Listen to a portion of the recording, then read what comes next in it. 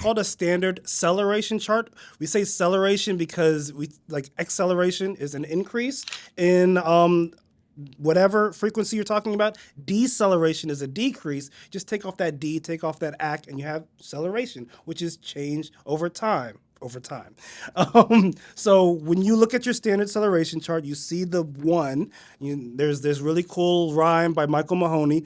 Big numbers that start with one tell us what to count by and what to count from. So you look at that one, and then you can go from 1 and you go up to the next line, which is 2, 3, 4, 5, all the way to 10. And then once you get to 10, you start counting by tens, 10, 20, 30, 40, 50, 60, 70, 80, 90 to 100. Then once you get to 100, you count by hundreds, 100, 200, 300, 400. Everything in between, you kind of guesstimate. The thing that Ogden Lindsley said that's cool about the standard acceleration chart is that he really cared about big changes in behavior. The standard acceleration chart makes mouse look like a mouse, an elephant look like an elephant. So you'll actually see changes in behavior that are significant. For instance, let's say me and Beyonce.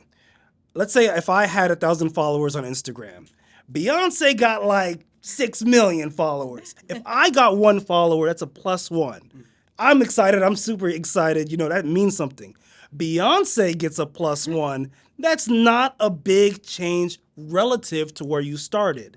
Right. The cool thing about the standard acceleration chart is it measures that relative change, whereas non-standard charts don't make that relative change measurement and don't make it detectable. So like when you have a kid, their first steps, a baby's first steps, super big deal, everybody's excited.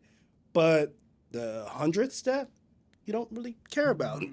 Can you tell the difference between a kid reading 20 words a minute to 40 words, which is ×2, or 100 to 120? I mean, it's not as big.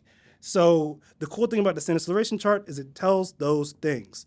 Also, the cool thing about the standard acceleration chart is that it can measure all on the same chart without changing the chart once per day to 1,000 per minute. You can measure the full range of a person's or human's behavior on the chart, whether it's low frequency behavior or high frequency behavior. Ogden Lindsley did this, and he made this because he was training teachers and he was frustrated with how long it took every teacher to say, this is my chart, what's happening on this axis, what's happening on this axis. Yeah. It's like, let's just standardize this whole thing. It's almost like you were saying you gave personality to data.